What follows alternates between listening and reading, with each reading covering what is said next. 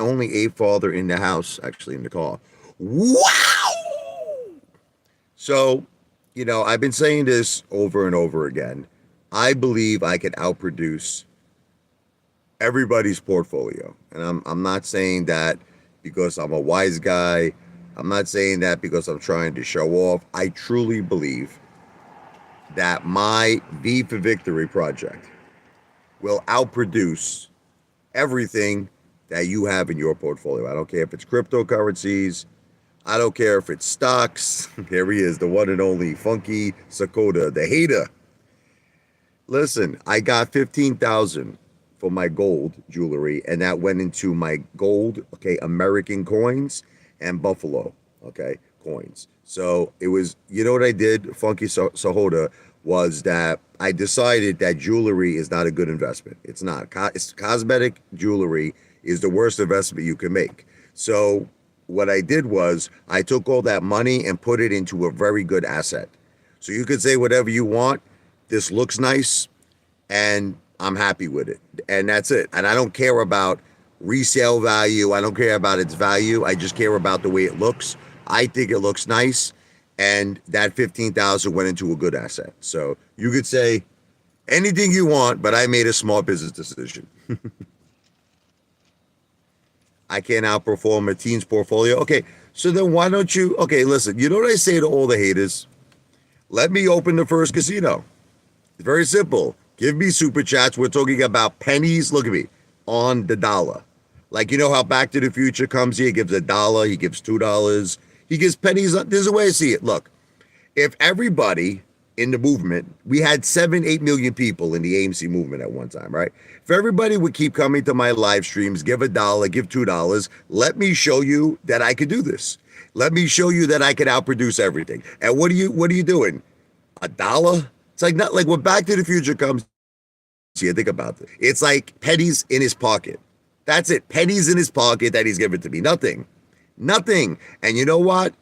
At some point, if my live streams get big, my channel gets big, my subscribers get big, this will become a reality. And what I'm going to do is something that Adam Aaron, or if you want to call him Adam Enron, never did.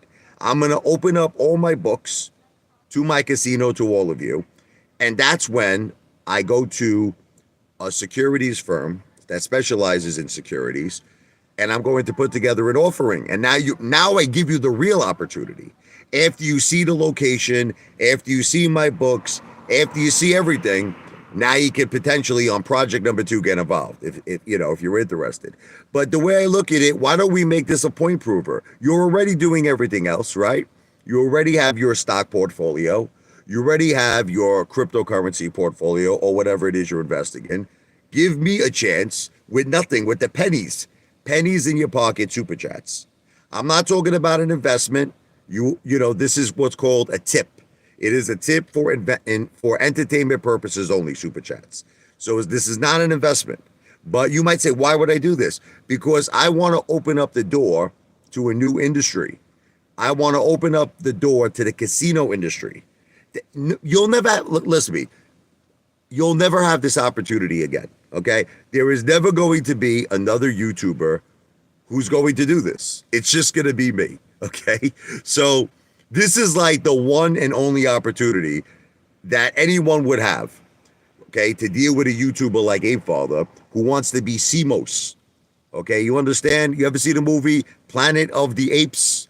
Mark Wahlberg, remember when he sent the first chimpanzee into space on the spaceship, the rocket ship, and he landed on Earth in the future? All the gorillas were bowing to him. Remember, CMOS. He was like their god. Now, I'm not saying I want to be your god. I want to be like Neil Armstrong. Neil Armstrong was the first man to step on the moon. I want to be the first retail investor, the first ape to go into the casino industry. And then I want to show you everything. I want to show you all my books. Then you could decide, is the casino industry better than cryptocurrencies? Is the casino industry better than stocks? Because I feel the stock market is extremely corrupt. I feel the cryptocurrency market is controlled by billionaires. I call it the billionaires game. Look, 1 minute you're up. You know what I love about all you people is that you don't understand something. 1 minute you're up with your cryptos. I'm up 100%. I'm up 200%. I'm up 300%. And at some point, that big whale, that big billionaire who basically caused Bitcoin to go up or caused these friggin' cryptocurrencies to go up, decides to unload. And when he unloads, because remember, it's not regulated. That industry is not, that guy can unload everything in one shot. He could unload 10 billion in one shot. Okay. When that happens, you lose your ASS. That's it. Why do you want to be involved with this shit? Why do you want to be involved? Ken Griffin controls the stock market. Every single time you buy stocks on Webull, on friggin' Robinhood, payment for order flow platforms. Didn't we learn from this already? You're making this guy richer. That's why what he does, Ken Griffin, he loves all of you, Mamalukes. Sends 1,200 of his employees to Walt Disney in Tokyo. That's right. Guy's building the most expensive house in the world, building the most expensive skyscrapers in Manhattan, in Miami, thanks to all of you Mamalukes. Thanks to all of you Stunads. At least when I invested in the stock market, I was on Fidelity. I was on a non-for-payment flow platform. I mean, my trades go directly into the lit market, you friggin' morons, with your Robinhood and your Webull and your TD Ameritrade and your E-Trade and your Charles Schwab. You're making Ken Griffin richer every day. What's up, Benjamin? How you doing, brother?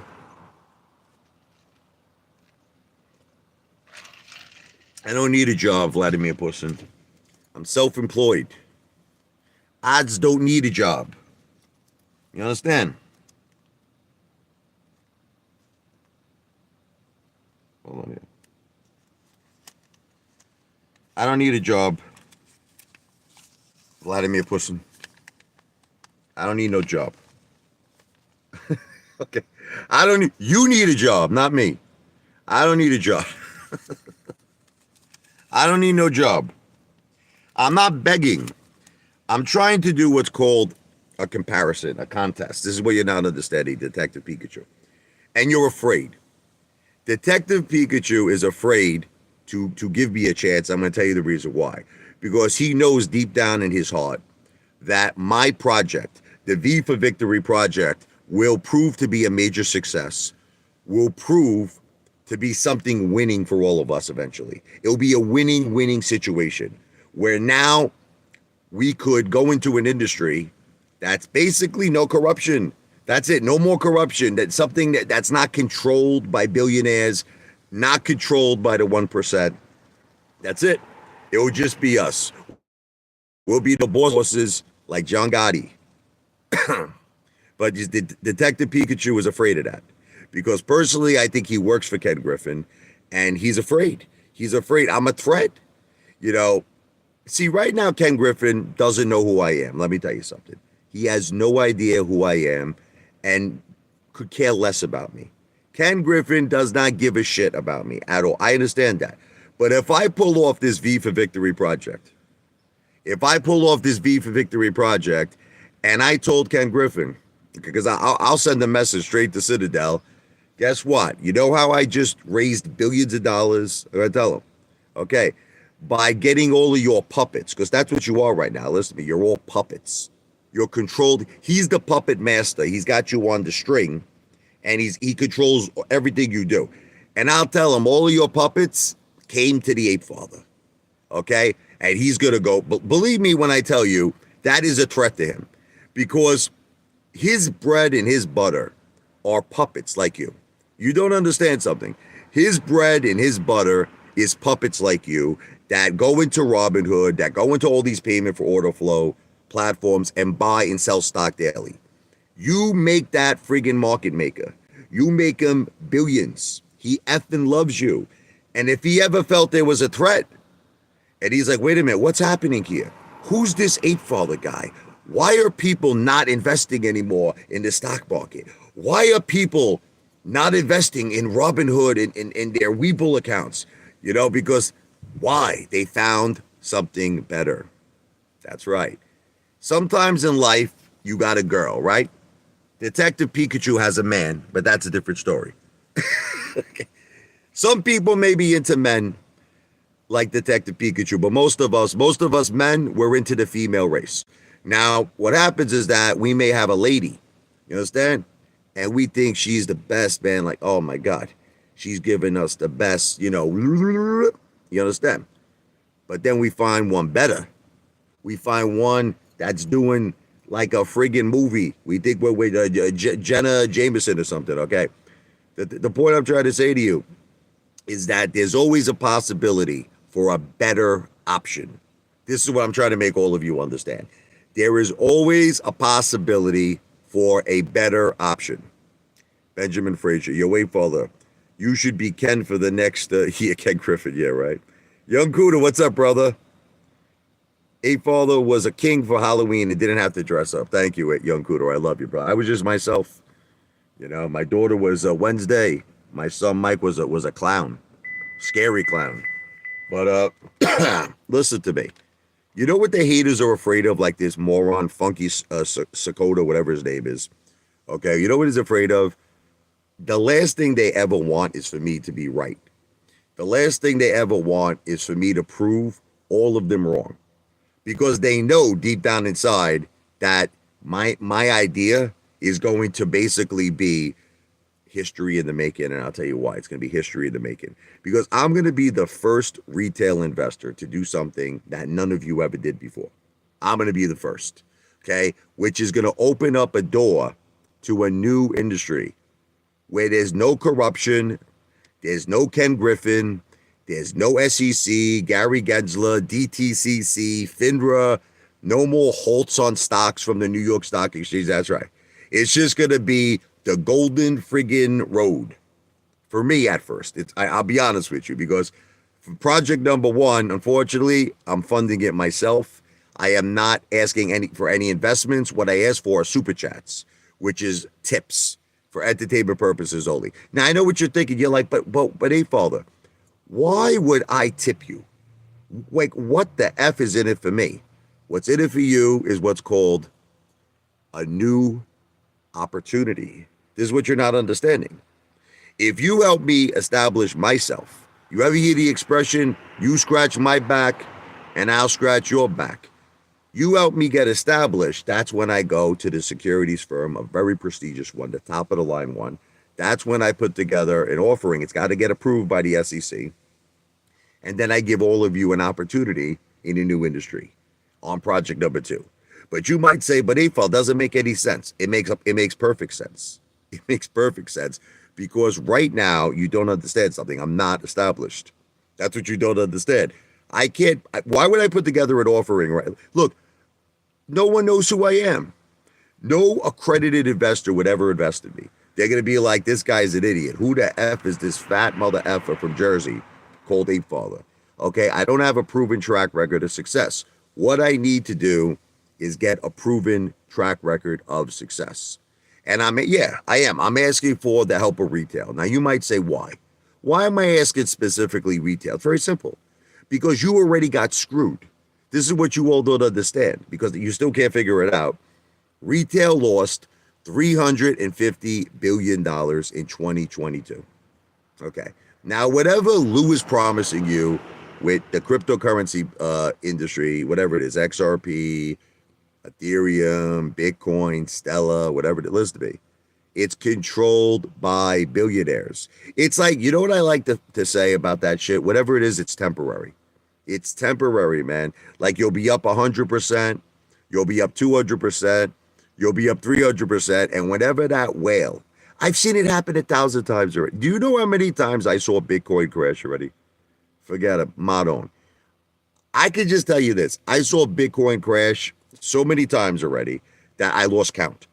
I lost count how many times it crashed, okay? Remember when he made the announcement and he said that first he was going to accept Bitcoin for Tesla? Who remembers this, right? Then, whatever the case may be, I think it was all, personally, I think it was a setup. It was all a setup. This is what these people do. It's all pump and dumps. It's all hype. Again, I have to say it's alleged. But when Elon made that announcement, Bitcoin shot up. Bitcoin went as high as 60. At one point, it was 80,000, but Bitcoin went all the way to 60,000. Then suddenly, isn't it ironic? Isn't it ironic? Or don't you think? It's like a rain on your wedding day. Okay, it's a free ride when you're already there. It's a goodbye to your money because Bitcoin plummeted. Elon now says, I will no longer accept Bitcoin because of potential environmental damage. Bye-bye, Bitcoin. Bye-bye. Crashed. I think it crashed all the way down to 10,000, right? That's only one time that shit happened. You know how many times? I can give you so many examples. I remember when I was living in Staten Island, I think it was like 2018. I had Bitcoin, me and my father. And it was all over the place. I think we got it at like 10,000. It plummeted to 5,000. Then it went to 7,000. It stood at 7,000 for I think several months. We were like down. We were like, what the F's going on? Then it went a little up. We made a little drop of money. My father and me were like, we're out of this freaking piece of shit. Okay, but yes, then of course it went up big when Elon got involved. But this is what I'm trying to make you all understand. Same thing. I know I'm saying this wrong. Whatever it's called, Dogecoin. I can't pronounce that freaking garbage. But Elon hyped that shit up. Think about that thing. That thing was, how many friggin' Dogecoins or whatever it is Elon probably got? That thing was pennies on the dollar. He's the friggin' richest man in the world.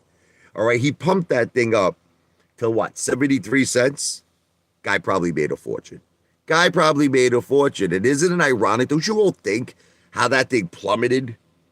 You don't remember how much that thing plummeted. After that Saturday Night Live friggin' thing with Elon, isn't it funny? It's always Elon, right? With the Bitcoin situation, the Dogecoin, whatever. I know I'm pronouncing it wrong, but I don't give a shit. Anyway, isn't it ironic? It's always him. Again, I'll say it's alleged, but okay. Then that thing went all the way back down to 4 cents. I mean, this is what I'm trying to make you all understand. It's like you're stu nuts. You just can't understand that the cryptocurrency industry is a billionaire's game, and you're not billionaires. So you're always at the friggin', the whim of a billionaire who will pull the plug, you understand, and withdraw everything whenever they want. Anyway, I'm looking at this. Laugh out loud, true. It's the truth. And another thing, we all saw what happened with AMC. I personally believe that GameStop, okay, again, I'll say it's alleged. I believe GameStop was the scam. Okay, I know Morant's rants is going to get very, very upset. Do you know what I think the hedge funds did? They did the most brilliant, genius scam in the history of Wall Street that made them $350 billion. They made all of us believe we can beat them. And I really believe this was all a setup. This was a setup for them to get the biggest transfer of wealth in history. They made all of us think like we could be, bigger than they can. We could not, like Mike Tyson style, we're going to knock them out. You understand? So that's what happened was GameStop went all the way up to almost 500. Melvin lost $2 billion. But you know what this did? It put this notion, this narrative in our head. We could beat the hedge funds. Now, don't you remember like how Ken Griffin covered Melvin? People don't remember this. And do you remember how the Department of Justice was supposed to investigate everyone connected to? Do you remember this? Remember the DOJ said, we're going to investigate everyone connected to Melvin. Isn't it funny how they just stopped investigating? Because who was connected to Melvin? Ken Griffin of Citadel, who lent them $2 billion, the money they lost in GameStop, right, to keep them afloat. Yeah, but isn't it ironic how it all turned out? Again, I'm going to say it's all alleged because I can't prove it, but here's what I can prove. At the end of the rainbow, the gold pot did not come to us. The honey did not come to us. It went to Ken Griffin, the short sellers, and the hedge funds. They made $350 billion. Citadel alone in 2022 made $16 billion. Citadel alone. Okay, so I don't know. Why don't you see this? Are you blind? Are you idiots? And you know, you're still doing the same effing things. You're still putting your money in the Robinhood accounts. You're still putting your money in Webull. You're still hoping on the XRP dream that Lou's pitcher told. You know what's funny about everybody with Lou? Like that Maple Leaf psychopath who's a Lou fan? Okay. Some people say he's Vera. Okay. Lou said that XRP, you could only, he said, you don't have a lot of money, no problem. Lou said, what do you got, 50 bucks? You got 100 bucks? He said, put it in XRP. That's all you need. It's going to 20,000. Then Lou says it's going, he put a post out, community post. It's going to 180,000, he says. Circulation supply XRP 53 billion, but Lou still believes it's going to 180,000. Then suddenly Lou snapped out. I don't know what happened. Maybe he wasn't getting enough views, but he snapped out. From these grandiose predictions, suddenly he goes, you know something? I'll do Lou. I'll do the Uncle Fester look. He goes, you know something? If XRP goes to just a few hundred, we're all set. Isn't it funny how we went from 20,000, 180,000 to a few hundred? But a few hundred is even insanely not realistic for XRP. Now they're all celebrating. They're celebrating it's up 60 cents. These idiots don't understand it's a pump and dump. They don't understand it. Hopefully one day you'll understand it, but they don't understand it. Again, I have to say all of this is alleged, subject to my personal opinion. D. Kism. Ken's brother, Peter Griffin, is doing very well on his own. Sit.com. I'm sure he could send you a quarter for your course. Crazy. Listen, he's probably riding off the balls of his brother. And his brother, listen, it's when you get to the level of Ken Griffin, believe me when I tell you something, man. You could buy a lot of influence. You understand? And let's just leave it at that. I'll say it's all alleged. But don't think for 1 second that this mother effer, with all his political donations, with all his contributions to everybody, okay? Don't think he doesn't buy influence. But again, I'll say it's alleged. I know I'm saying this wrong. Deutsch, I can't say it. Forgive me. AMC Warriors. Laugh out loud. Tesla and Amazon were $3,000 a share. Just had to hit sell. Yeah, right. I know what AMC price will be Friday exactly when the market closes. What are you, a friggin' a psychic? 950. But you want to know what you're not understanding, and even if you're right, okay, this is what you're not understanding. I believe that AMC, this is what I'm trying to make you understand, was a scam, okay? Now listen to me. GameStop was a scam. AMC was a scam. It was all a scam. I have to say alleged to protect myself. I put out a video on this like 2 years ago. You could look it up. Look up if you don't believe me, because I saw this 2 years ago, okay? And I said AMC is a scam. I lost so many freaking subscribers. I went down from, I had like 10,800 subscribers. I went down to under friggin', I think it was like 9,000. It was well under 10. I lost like over 2,000, about 2,000 subscribers overnight. I said AMC is a scam. I was right. I mean, it just got to the point with AMC now that I'm down so much money. Look, I don't care. It's what I have invested in the stock market is like 10% of my net worth. I really don't care. I could hold forever. I think at some point there's going to be a market recovery, and I'll tell you the reason why I believe this, okay? But it's not going to be big. AMC might go to $40 a share, something like that. Like, I'm not expecting anything huge. But this is what I've always believed, okay? When you go to a casino, let me give you my analogy. When you go to a casino, if you always lose, right, no one's going to go to casinos anymore. The casino industry will go out of business. So people have to win. That's the key at some point, right? Okay.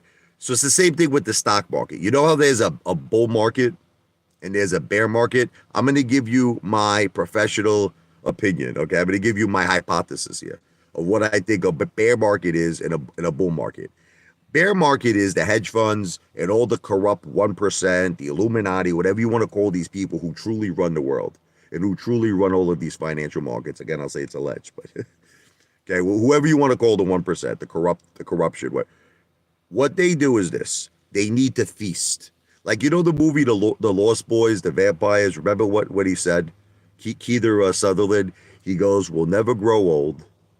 we'll never die, we'll never get sick, but we must eat. We must eat. We must feast. Okay. So this is what I believe. They have to feast. And they had a big feast. What did you all agree? $350 billion that they made of our money.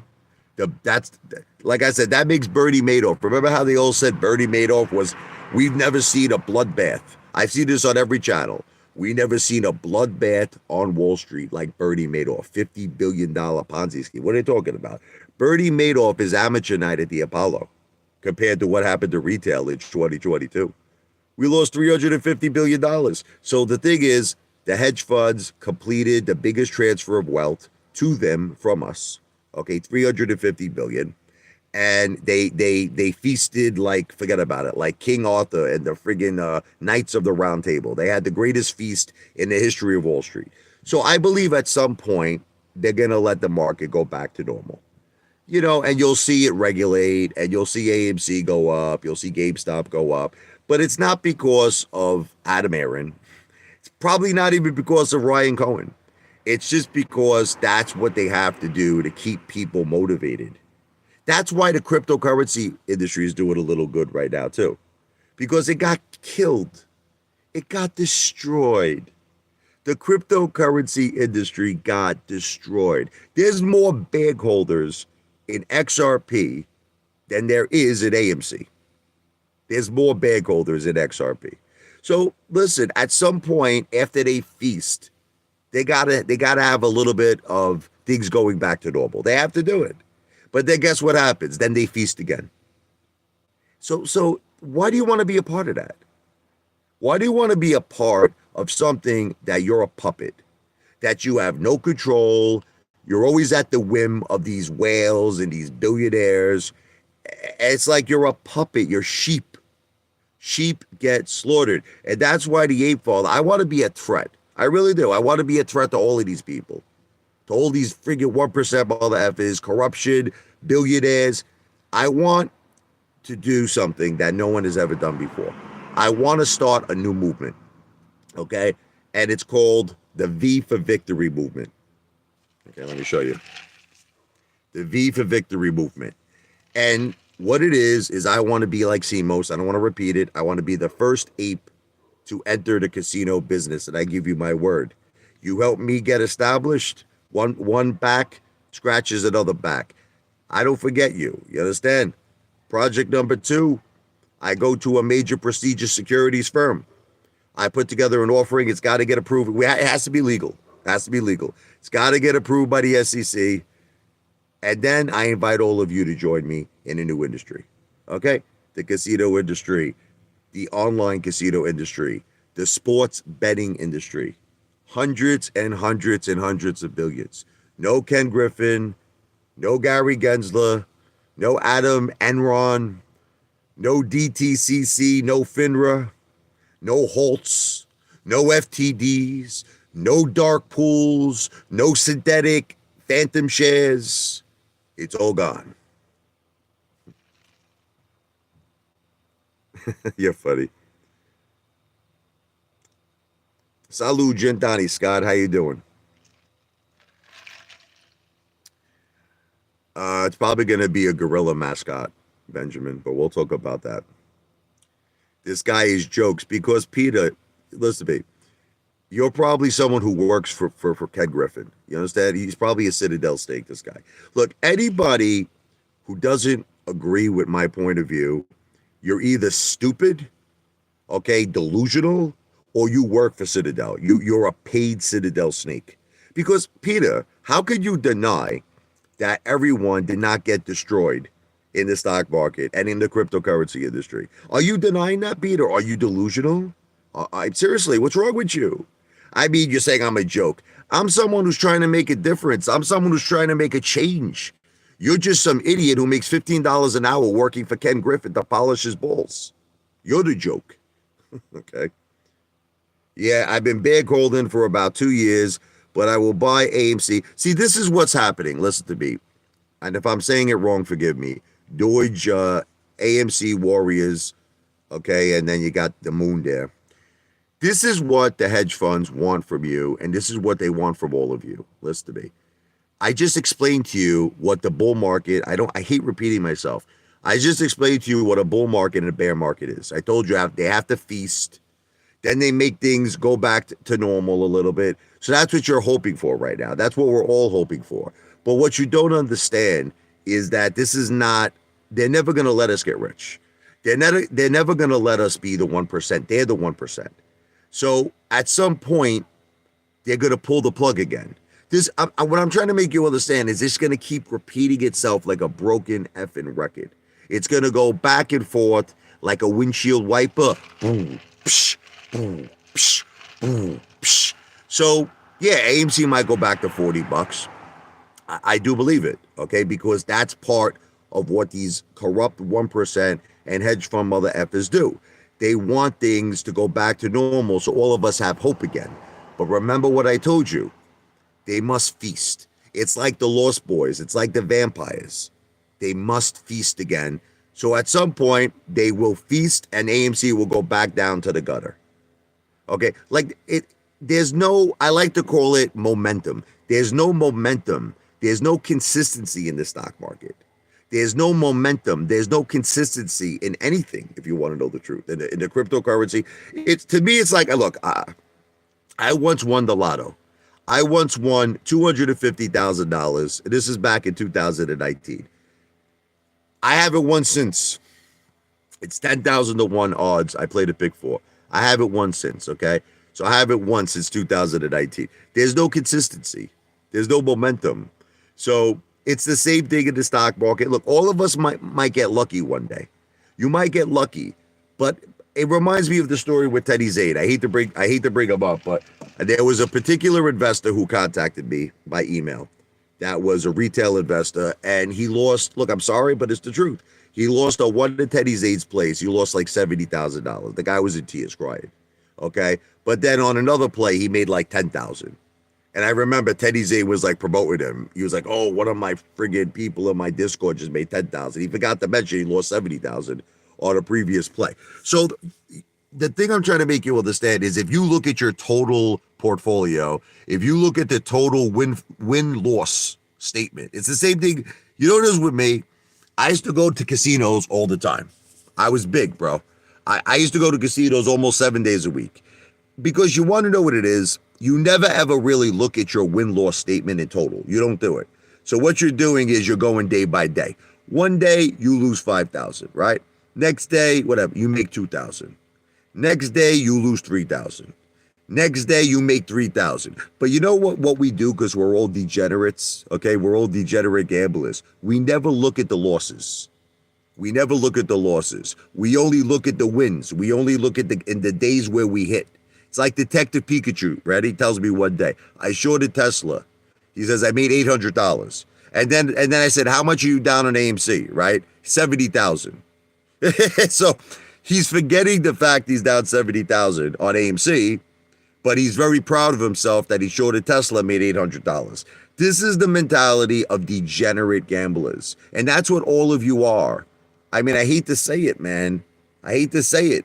And you're never going to change anything because there's never going to be consistency. There's never going to be momentum. It's always going to be your sheep, and sheep always, unfortunately, get slaughtered.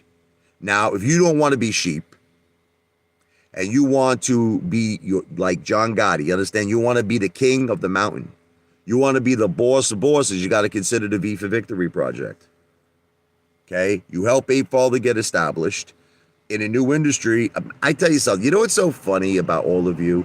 You're all delaying the greatest thing that could ever happen. You're delaying it because you're stew nuts. Okay? If this thing happened, all of you would be blown away. All of you would be so friggin' impressed. I'm telling you, you would be blown the F away. And it would open up a whole new door. But you know, you're just stupid because it's like, I feel bad for all of you. You want to know the truth? I really do. I'm already a millionaire. Look, I'm trying to shoot for the stars. I'm trying to shoot for the billions. I'm already a millionaire. Got a $600,000 house. I'm fine. I feel sorry for all of you because you're chasing this effing dream, like the XRP dream, the stock market dream. And unfortunately, the only person who's screaming is Ken Griffin. He's the only one who's winning. But I really, my heart goes out. My heart goes out to all of you because it's like you just can't wake up and smell the coffee. You can't wake up and smell the cappuccino. You're never going to win. The house always wins. That's why you want to be the house. Cabiche? You want to be the house because the house always wins. You don't want to be the gambler. You don't want to be the puppet. You don't want to be the sheep. You want to be the house. Anyway, a lot of haters. Lou is definitely not a billionaire, and Lou is definitely not a millionaire. Guys, Lou, listen to me. Tommy's touch, I'll tell you a little story. It was a mistake one time. Lou had his cell phone out, and Tommy showed me a picture that Lou had $40,000 invested. There's Under Manager. Please explain for a moron like me. You're not a moron, Under Manager. Very smart. What is the purpose of a securities offering, and what are the 5 types you might offer in the project? Okay, I've explained all of this before, but thank you for the $5 super chat. I will explain it again. Because I am not established right now on the manager, you understand? See, when you put together an offering, I'm going to explain it to you. You have to deal primarily with accredited investors. Now, I'll explain to you what an accredited investor is. Someone who makes maybe $250,000 a year, has a net worth of over $1 million, okay? These are the primary people because this is the law of the SEC. The SEC wants you dealing with sophisticated investors, people who have experience, okay? No one's going to invest in me right now because I have no track record of success. I'm an unknown. You understand? It's like when Donald Trump first started off and he did the Commodore Hotel deal. He was an unknown, but he had his father. He didn't need nobody. He had Fred Trump. That's all he needed was Fred Trump, his father. Okay, so Donald was already set. You know, he had his father. I don't have Fred Trump. He's not my father, Fred Trump. Okay, so the thing is, I have to get established. I have to get a successful track record of success. So once I do that under manager, why is it a good idea to then go to a securities firm and then to put out, like you said, an offering that would be approved by the SEC, because it is more likely that besides retail, you understand, besides, I want to deal with all of you as well. Of course, you're all invited, but this way I could deal with the whole world. I could deal with everybody. You understand what I'm trying to say to you? I could deal with accredited investors because I'll have a track record. I could open up my books. I could show everything I did. So the whole world's going to take me. And you have to understand that's a good thing. I know a lot of you are saying, but Apefather, I thought you only want to deal with us. No, I want to deal with the whole world. I want the whole world. I want our movement. I want the V for Victory movement to grow to the whole world. So yes, okay, but that's a good thing. That's not a bad thing because I really, really believe that once people see what I do, they're going to be blown away. You're going to be blown away. So, but that's why it has to be done this way under manager. You understand? If I put out an offering right now, it'll be a complete, utter failure because once again, I don't have a track record of success. Now, you said something about 5 steps that I might offer in project number 2 or 5 types. This is a very difficult question to answer because I have to really sit down with I'm talking about really top professionals in the securities field because all right, so I'll give you like an example. I once read that there's a way you could do crowdfunding, okay, that's actually regulated with the SEC. Now that might be a very good opportunity for people like retail investors, okay, versus a private placement, which once again, might be better off for accredited investors. So this is something, there might be a couple of opportunities, but this would be something that I would have to sit down with a professional firm and explain to them the audience I'm trying to reach. Explain to them I have one audience of retail investors, I have another audience of accredited investors, and get their, professional opinions, okay? I mean, there's a lot of opportunities. Listen to me. There's, but I don't want to do things that require payback. Okay, like I'll give you an example. You could go into the junk bonds, like Trump always did. But how did that? But this is the thing. How did that work out for Donald? It didn't work out very well. The guy borrowed $700 million. Interest was 14%. He had to have at the Taj Mahal. He used that to finance the Taj Mahal. He had to have a win of $1 million a day just to break even. Okay, so debt is a very bad thing under manager. Very, very bad thing. A private placement, there is no debt because you could use all the cash that you raise and you could pay off the project in one shot. Okay, then the investors, in essence, are making money from the project. Do you see? They're not, in other words, there isn't a set interest rate. It's a performance-based program. Okay, but once again, we're not talking about that right now. I want to be clear to all of you. This is future tense. We're not, what we're talking about right now is helping Apefather use his own money. That's right. I want to be very clear. There's no investments right now. Okay. Project number one is helping Apefather become CMOS. Okay. The first monkey, like how Neil Armstrong was the first human being to set his foot on the moon. Apefather wants to be the first ape, the first retail investor in the casino industry. But like I said, down the line, the last thing I want to do, I can tell you this, is have debt. So offerings would be to pay off things in cash, okay? But again, I just want to be very clear. I'm not offering any solicitation of an investment. This is future tense. And the reason why things would be performance-based under manager is because I could open up my books at that point. I could show you exactly what you could expect. In other words, you'll be able to see what that project, the first project that is going to be developed, okay, is actually doing. Claim denied. You're a psychopath with all that. Under manager no longer give you. He keeps doing it. He's a supporter of mine, Detective Pikachu. I did get a super chat from under manager. He's a good man. I love him. What are the books called? What are you talking about? What are the books called?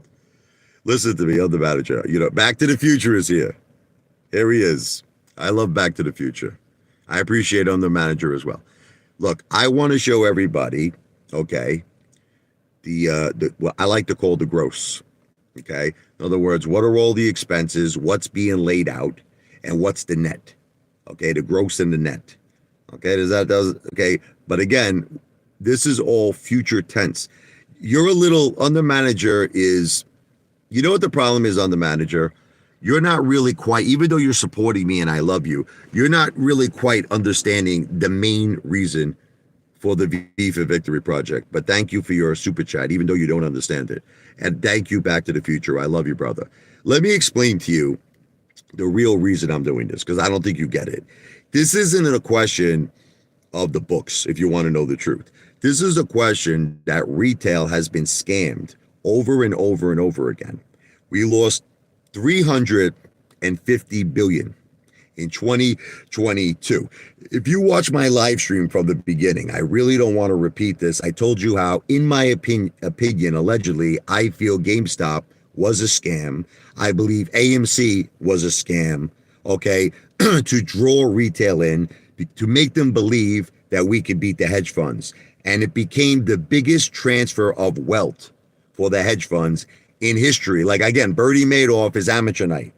That $50 billion Ponzi scheme that everyone said was they'd never seen the likes of this before Wall Street is amateur night compared to what the hedge funds did to us. Again, I'll say allegedly, but we did lose 350 billion. So what I'm trying to make you understand, under manager, is the true point for the V for Victory project is to get all of us eventually away from the corruption. Do you understand? Where we don't have to deal with Ken Griffin. We don't have to deal with Adam Enron. We don't have to deal with Gary Gensler. We don't have to deal with the SEC. We don't have to deal with the DTCC. We don't have to deal with FINRA. There's no more failed to delivers. There's no more dark pools. There's no more hype and synthetics or phantom shares or whatever you want to say. It's just us. It's one big, gigantic movement of apes, retail brotherhood. It's a retail brotherhood, a retail sisterhood. Now that's the true reason for the V for Victory project.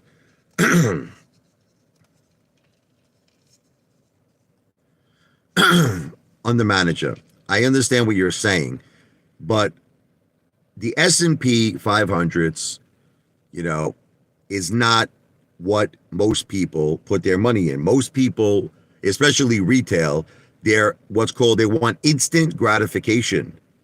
Okay. And there's nothing wrong with that, if you want to know the truth, because I believe there is an industry out there that always wins every day. Okay. And that's the casino industry. Okay. I believe the online casino industry, the casino industry, and sports betting industry wins every day. Okay. So even the S&P 500s don't win every day. Okay. They have bad days. The casino industry don't have bad days. Like I said, the only time you'll see a casino run into problems is, like, I hate to say it, but you got to use the example. You have to use Donald Trump. You know, I love the guy. You know, I'm voting for him. I want to make America great again. You understand all that. I love the guy. I love him. Okay. But he did make a very stupid business decision with the Taj Mahal. You have to listen. He'll say it to you himself.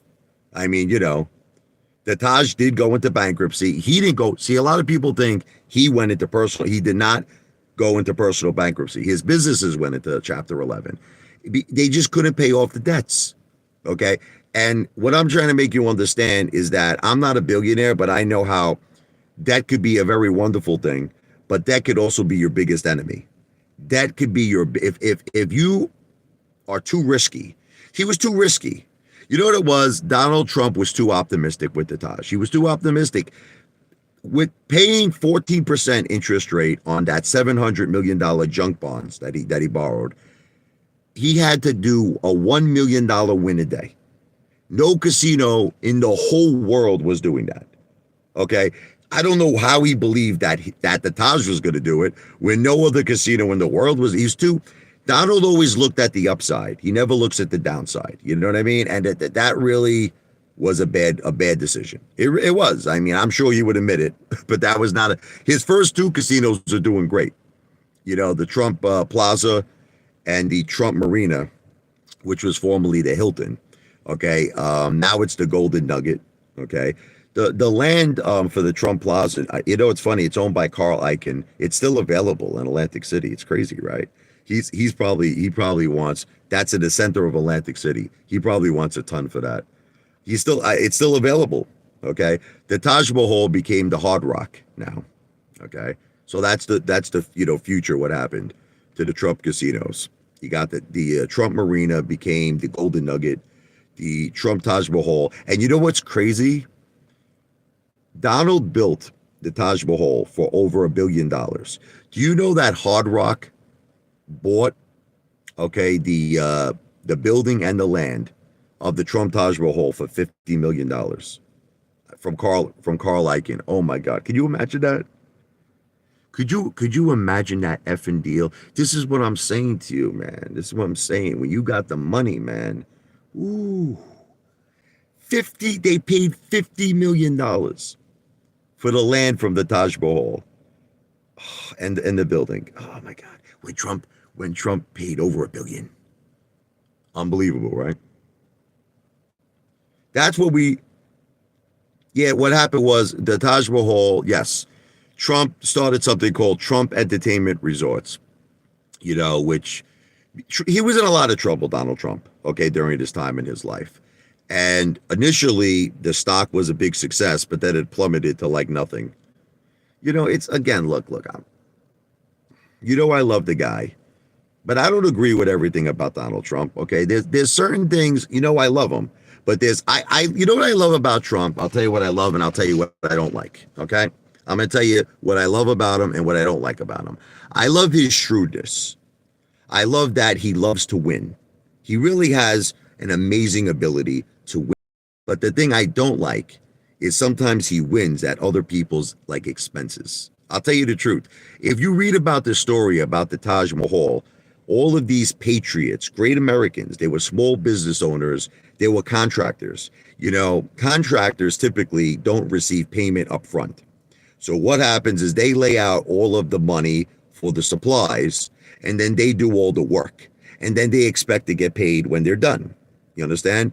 Trump didn't pay all of these people, all of these contractors, and a lot of them suffered. I think he offered them like pennies on the dollar or something, and he said, look, it's either that or I'll just go, Taj Mahal did go into bankruptcy. He wasn't lying. But that I don't like. I would never willingly do something like that. Just me, I'm saying. I would never willingly hurt someone like that. So, yep. I would never do that. There's no way that I would do that to patriots of our great country, small businesses. I would never do that. But you see, that's the thing. He wants to win at any expense. I don't want to win at any expense. I want to be smart and I want to do things intelligently. Okay. And I've learned from all of these people. You know, I study the life of Donald Trump. I know his whole, I know more about Donald Trump than probably anyone in this live stream because I like to study the life of, you know, very, very interesting people. Steve Wynn, you know, so many people, Sheldon Elderson, whatever. The thing is this, that could be a major problem. If that could be a major problem if you are not smart about, if you're smart about debt, you know, you could make a lot of money with that. You could make a lot of money, but you have to be very smart with it and you have to be realistic. You can't be a lunatic. Like what he did with the Taj Mahal, he was a complete psychopath. Borrowed $700 million and paying 14%, needed a $1 million win a day. Now, if you're smart, like if you're buying a project like most people do, you know, you're buying, let's just say a residential building, okay? And, you know, you know, if you know that the rent that's coming in is going to pay off the mortgage, you're going to have a lot left over. Like there was this guy I knew, he was a very, very rich guy, a very, very rich guy. The guy had cash. So he never had to deal with any banks. So because he had cash, he had power. And he would always go into something where he would offer such a low price, where he was guaranteed to make money. And a lot of times people would accept it because there was cash offers and he would get the deals of a lifetime. And he had the patience too. He had the patience to wait for bad times. You know what I mean? Like bad times to hit. And when bad times hit, you could always get great prices, especially when you have cash. But he paid it all off. There was no mortgage. And that's smart business. And I learned a lot from people like this guy. And that's how you got to do it. Anyway, listen. Can I sing a song, please? What do you like? You like Billy Joel? What, you know, pick a Billy Joel song. Pick a Billy Joel song. Salud, this is Daryl here. What Billy Joel song do you like, Daryl? I'm just waiting for a reply here. You asked me to sing a song, and you got to give me a song to sing. If you don't reply, I'll pick one myself. Lou is the shepherd. Yeah, I'm sure. Lou is not the shepherd. I don't even think Lou is the sheep. Lou is the epitome of evil. I'm the manager. I did answer all of your business questions. I don't know what else to say to you, brother. You're asking me why I want to do things this way versus, you know, an offering right off the bat. I feel I answered that question.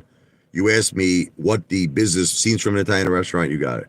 You asked me what type of, you know, like offerings. I gave you examples. I told you I'm against debt. I feel I answered your question. I told the reason I said crowdfunding and you know, private placements. But again, that's not now. This is, you're asking me to talk about future things. And I'm not comfortable with it because I really got to get, you know, you understand. I got to get registered as a broker dealer. I have to be, you know, the SEC has to approve. You're asking me questions I really can't talk about right now, but let's just say that I'm not interested in debt. Okay. I'm interested in crowdfunding. I'm interested in private placements, but again, not today, down the line. Right now, I'm interested in super chats because super chats are not investments. They're for entertainment. They're tips for entertainment purposes only. And it's to help me use my own money to finance the first project. I feel that I was very, very fair in answering your questions. Okay. So anyway, I just did ironic. Isn't it ironic? Or don't you think? It's like a rain on your wedding day. It's a free ride. Oh, you're already there. Anyway, quick seeds from an Italian restaurant. A bottle of red is my microphone. A bottle of white. Perhaps a bottle of rosé instead.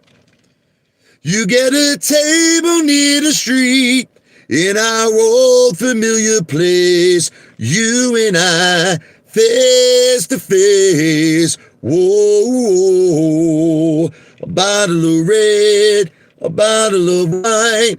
It all depends upon your appetite. I'll meet you anytime you want in our Italian restaurant. There you go.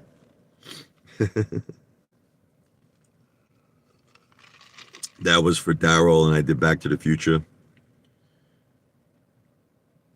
Lou is a better singer. I don't think so. I actually heard Lou sing on a few occasions, and it was really pretty horrible.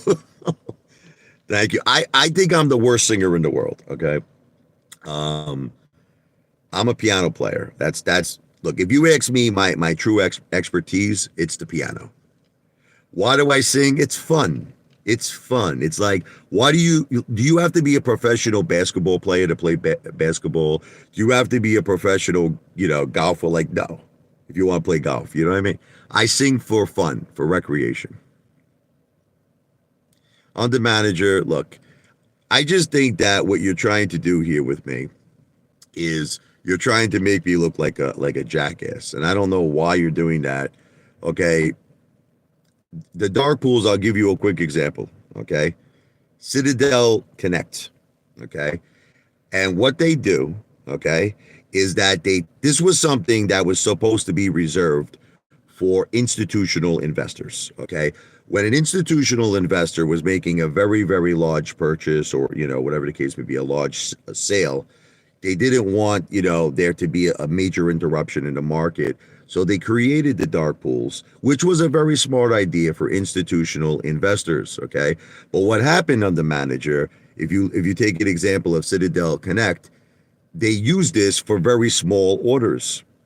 Like, for instance, some very small person could buy 10 shares of AMC, and they don't have to process that order. They can make it hang, okay, for 10, 20, 30 days and never process it. And they're doing this on probably millions of orders, millions of these small orders, okay?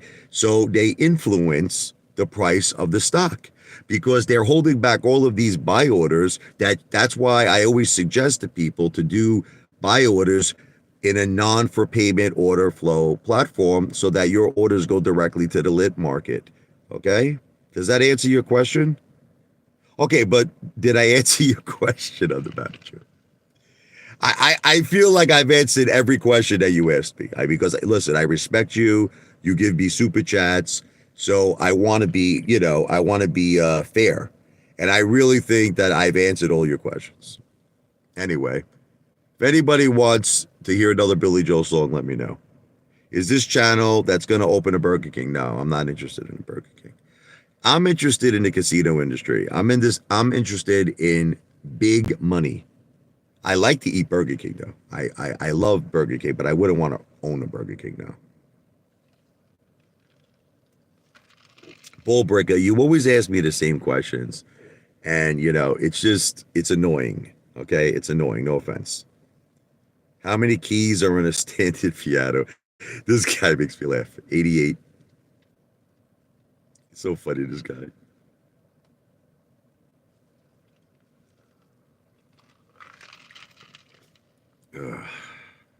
I always answer your questions.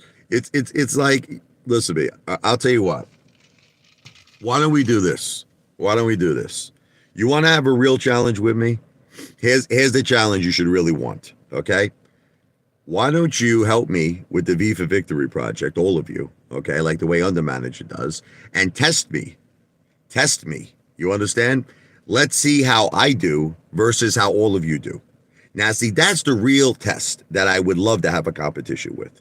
The real test, not this bullshit that all these stupid games that everyone thinks they have a bigger net worth than me.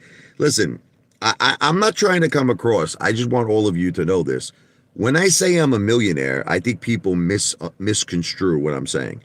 Okay, I'm an average American. To be a millionaire nowadays I'm talking about not liquid. I'm talking about money that's tied up. either money that's tied up in real estate, either money that's tied up in gold, either money that's tied up in my children's trust.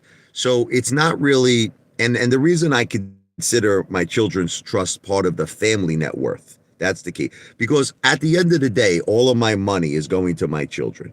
So I'm not really in the mood of competing with people in terms of, do I have a bigger net worth than you? What I'm trying to do is something historic. What I'm trying to do is something monumental. And that's what Ball Breaker doesn't understand. Like, he's in this, he wants to challenge me. I'm sure I have more money than he does, but it's not really that important to me if Ball Breaker did have more money than me. Let's assume he did. Congratulations, okay? It doesn't mean anything. Because at the end of the day, if we're all part of the same corrupt system, then we're not accomplishing anything. And that's what I'm interested in, accomplishing history. A spelling contest. I'm not really the greatest speller. Sing this song, Gotta Get Back in Time. That's Huey Lewis. I don't know the words. I just know that part. Gotta get back in time. I don't know the words. I'll learn a few, though. It's the power of love, dude. It's the power of love. Can you feel it? Mm-hmm. You know what I always love by Huey Lewis, that song? What is it? This Is It. That's a good one. And then the drug song. I can't think of it. Something like a new drug or something he's on. He's great, Huey Lewis. But I really don't know the words. Like, I would have to learn it. Off the top of my head, I don't know the words. Back to the Future. I love you, brother. See, I wish that there was a way that we could, make clones of Back to the Future. Oh my God, well, we would all be so sick. We would be bigger than Citadel. We would all be bigger than Citadel if I could clone Back to the Future 1 billion times. 1 billion times. We would be bigger than Citadel. I love you, brother. God bless you. Me and you, we're going to meet one day. We're going to have a nice drink. We're going to sit down. We're going to have a nice steak dinner. Me and Back to the Future. I'm sorry, man. I don't know the words. Listen, I could definitely do it. I'd have to cheat a little bit. I'd have to get my computer. I'd have to type in the lyrics, and then I could probably do it, and listen to it a few times. Remember what happened to that guy we're talking about, John Nito? Nothing happened to John Nito. John Nito just doesn't want to deal with you haters anymore, so he goes under an alias now. Casinos are corrupt, but all right, under manager, let me explain to you what it is. They're corrupt, but they're honest. Let me explain. I know that sounds like almost like an oxymoron, right? Okay. They're corrupt, but they're honest. They let everybody know right up front. They have disclaimers all over the place. You probably never noticed it before, but casinos, like at the table games, they have disclaimers on the roulette board. Everywhere you look, it says entertainment, gambling. If you have a gambling problem, call 1-800-GAMBLER. They say it's entertainment purposes only, and they make it very crystal clear. You know what I mean? So for those reasons, you can never sue a casino. Try it. Try to sue a casino. Try to sue. You can't do it. You can't do it because they have disclaimers that protect them. They tell you, they're very, very honest that the casino is not a way to make a living. It is not a way to survive. It is just a way to have fun. That's all it is. Casinos are meant to have fun. Now, the problem, though, is that most people don't understand that. But that's their fault. You want me to level with you? That's their fault. Because if someone doesn't have the common sense to understand that casinos are corrupt and they're rigged, and they're going to go down there like a degenerate, and I've met people like this. I told you I was in the pool one time in the Tropicana with, I was with my family, and we were all having it was a beautiful day, and there was a guy in there who seemed very happy to me. And I started to, I was like, you look like you're in a great mood, smiling, he was throwing his kid in the pool. He was like so happy. I did you win? He goes, I won 25,000 today. And I said, good for you, man. Good for you, brother. He goes, yeah, but I'm down $1 million. He said, he was a black card holder. I said, you lost $1 million effing dollars? He goes, I lost. Listen, like I thought when I lost 40,000 at the casino, I thought I was the biggest degenerate on planet Earth. This guy lost $1 million.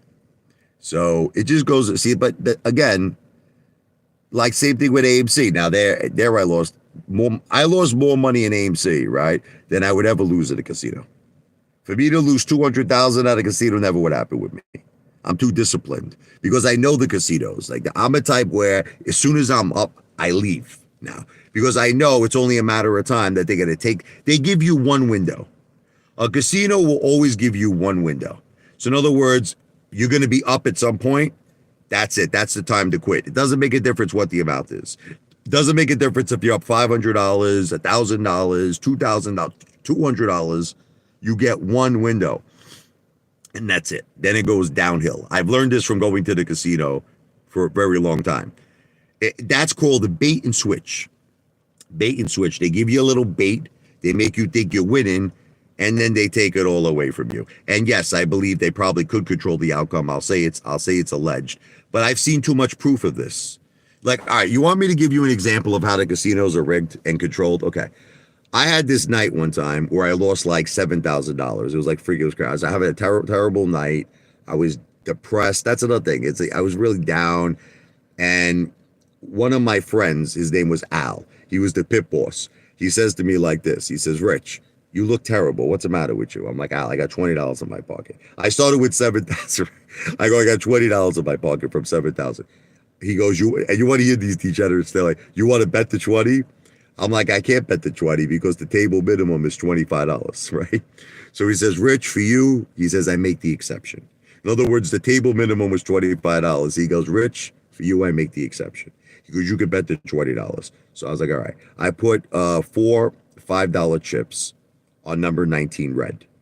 Now he goes like this. There was a guy, his name was Ra, like some friggin' Egyptian guy, right? And he was the dealer.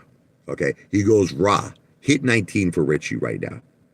He says, hit it? He goes, yeah. He goes, you got it.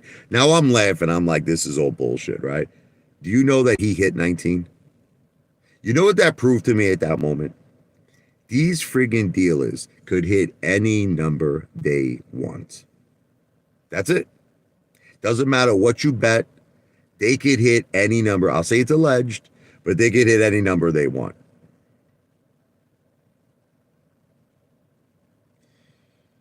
Other manager, I just think you're trying very difficult. What you're trying to do is make me look like a jackass. Brother, I'm not here. Look, can I be honest with you? I'm not here to prove I'm the smartest man in the room. I'm here to prove it. By the way, I can't answer all of these questions, okay? Okay. It's very simple, the difference between an asset and liability, okay? It's very, very simple, okay? Like I'll give you an example using my house. How about this, okay? In my house, I have a mortgage of $220,000, okay? But I could sell my house probably for close to $600,000. So the equity, okay, you understand, you take the debt, okay, of the property. What's the debt? There's $220,000. But what's the equity, right? Let's say, okay, so let's make the math easy. Let's say I sell my house for $600,000. Let's forget about fees because there's all types of closing fees. Let's just forget that to make the math very easy, right? So you got basically what? 480,000, 220. If you sold it, let's make the math easy. $400,000 profit at 620. We'll make it easy, okay? Or 380,000 if you want to say 600,000, okay? But I like that $400,000. So that $400,000 is an asset. You understand? That $400,000, because I sold the house at 620, was more than my debt. Okay. So the liability was the 220,000. Okay. The asset is because let's say I sold it at 620. The $400,000 is the asset. Okay. What is the number one asset in a casino? Slot machines.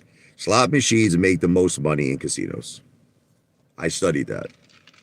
Slot machines are the biggest money makers in casinos. And what's great about slot machines on the manager, let me tell you this, they're all set to win at certain numbers, which makes slot machines guaranteed winners. Guaranteed winners for the casino. So in other words, let's say a slot machine has to pay out, I'll just give you an example, $5,000. It's probably got to take in 50,000 to even potentially higher. It could even be 100,000. But in other words, it's programmed to take in. Let's just use 50. We're gonna go with 50,000, and it's basically it's programmed to pay out 10% of its winnings. Okay, so in other words, once it receives $50,000, it's programmed to pay out 5,000, and that's when you'll see someone who hits that jackpot. I mean, back and forth play is different. It's probably programmed to give a little to keep people interested. So during the duration of your play, it gives you a little, then it takes back. It gives you a little, but it takes back. But you're never going to really win unless you're that lucky guy, you understand, who just goes at that slot machine at the right time. When you asked me what was the number one asset, I thought you were asking me what was cash generating, play for a casino. And the biggest cash generating play is slot machines. Okay. Obviously, cash is the end goal. I mean, under manager. I thought you were referring to which game, table game, or which, like in terms of gambling, whether it be a table game or it be slot machine or whether it be something else, what was the number one generating cash machine, and that's slot machines. But obviously cash is the end result. That's kind of like a little bit of a stupid question that you're asking me. Yeah, obviously what's the end result is cash. For you, WTF, if I paid $1 billion for a casino, the price for you would be $10 billion. I would want to make $9 billion off you. This guy. It's impossible to answer these questions under manager because there's too many factors involved in your question. Like, you're just giving me this like out of nowhere friggin' question. If your casino makes 1 million per month in revenue, what is your expected net profit? There would be so many factors. Is there any debt? You understand? Like, let's say it makes $1 million, okay, in revenue. Is there any debt that has to be paid? Then you got to take into consideration, that you have employees, you have their payroll, you have everything else, all of your expenses. How can I answer a question like that without seeing the facts? It's an impossible question to answer, you sick lunatic. And you're asking me an impossible question. If you're asking me so in other words, the only way I can answer your question is I'd have to make things up. Hey, 5 books you've read cover to cover. You're just a psycho, brother. Okay, I'll tell you this one.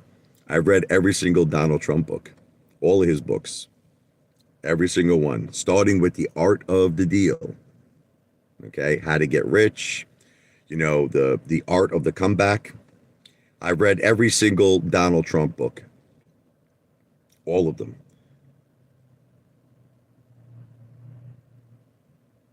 I've named more than one book. I just named 3 books. You want me to name you one of the classics? Moby Dick, I loved it. Mark Twain, Huckleberry Finn. But I do love Donald Trump books, especially The Art of the Deal. I read that from cover to cover many times. I read Tupac in Monster Cody's book, and I'm richer.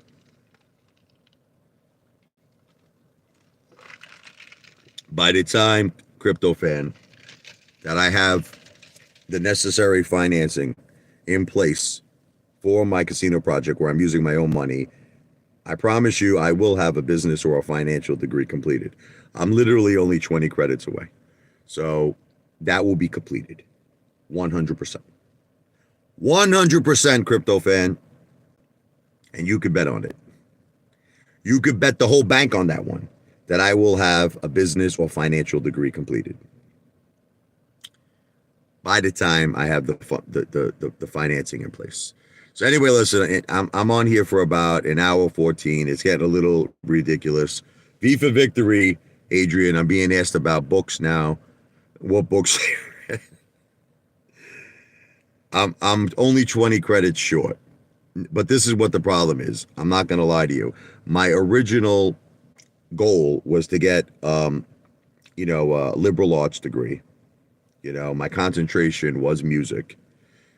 So there could be a possibility that because my concentration was music for a liberal arts degree, because I was only 20 credits shy of a liberal arts degree, a BA in liberal arts, there may be different criterias for a finance degree. So I don't know, I'd have to speak to someone at the college. But I was 20 credits shy of a liberal arts degree. So that's 100 credits.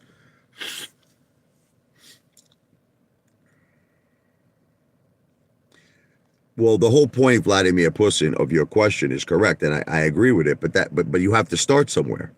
You have to start somewhere, and the only way to start is to complete one project. Okay, but I'm not going to like this concept that people say to me, like, why don't you open a hot dog stand? No. I'm going big. That's it. That's the way I like to do things, and you can't stop me, Vladimir Putin. So listen, Donald Trump made a very interesting point one time. He said to complete a very big project, this is what he said, and to complete a very small project, probably take the same energy. This is what he said, the same energy and the same hard work. Okay. Why do people go for the smaller projects? Maybe because they think that to do a bigger project is not possible. And if you think it's not possible, it probably is not possible. So you have to believe that you could do something that's incredible. I believe in myself. So I don't need you, to sit here and judge me because I've already judged myself. And in my opinion, I could do it. Your cocaine is good tonight. You're a psycho. I actually don't take drugs, if you can believe it, WTF 198. No drugs for me.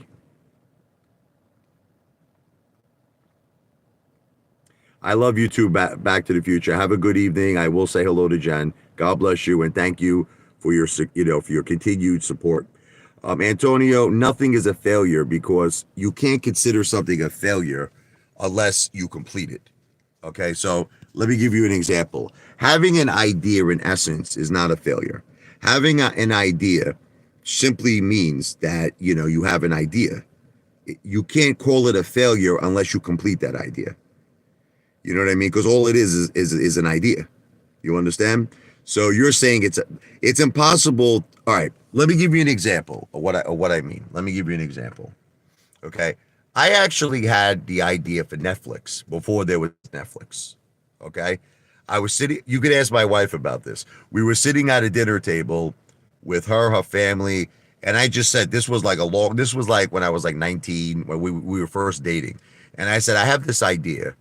I said where you would have an opportunity because like all that we did was go to Blockbuster. Me and Jen when we were dating, we always were renting movies or going to the movie theaters, which is another reason I love the AMC. I love the movie theaters.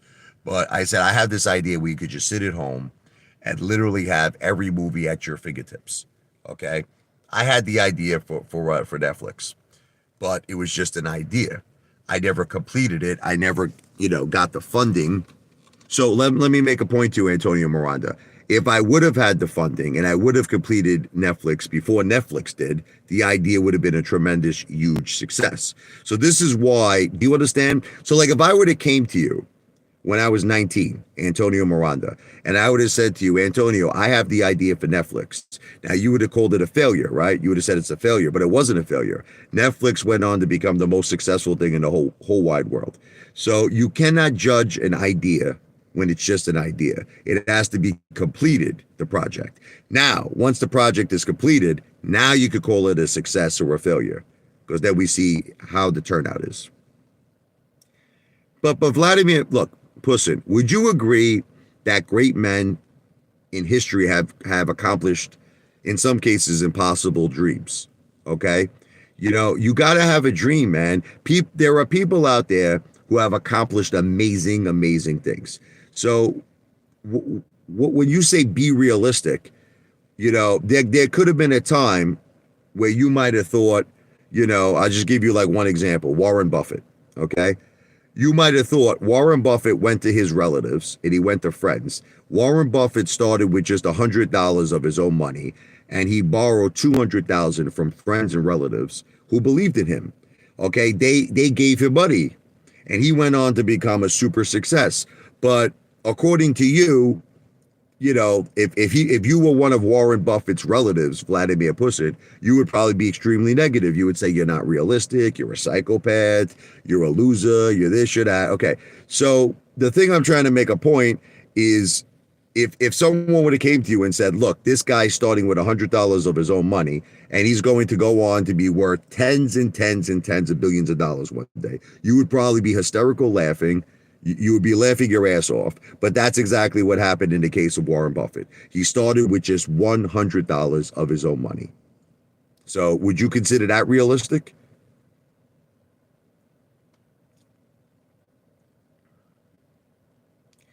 Antonio, look, I can give you so many examples of people who ask people for money. Now, what you call begging. Okay, I'll give you an example with the world's richest man. In 2008, Elon Musk could not afford rent or food. Look this up if you think I'm lying to you. So this would be kind of what you call begging, right? This is what Antonio, okay. Elon Musk went to his friends and asked them for money to eat. He asked them for money to pay rent. Now, according to Antonio Miranda, this would be, I guess, a form of begging. Okay, but I bet you all of those people who gave Elon Musk money to eat and pay his rent and bills are very, very well taken care of today. I just have a feeling. I have a gut feeling. I can't prove it. I have to say it's alleged. Okay, so sometimes, Antonio, what you call begging could potentially lead to very great things. Cabish. Anyway, listen, under manager, I'm gonna go now. Okay. I don't know who wrote the book, The Intelligent Investor. I don't know. I would have to look that up. But I feel I answered a lot of your questions. I'm out. V for victory for everyone. This live stream, everything on it has been not financial advice, okay? I'm not a financial planner. Again, I am not asking for any investments. This is not a solicitation for any investments. It's all for entertainment purposes only. God bless. V for victory. I'm out of here. But I will be back.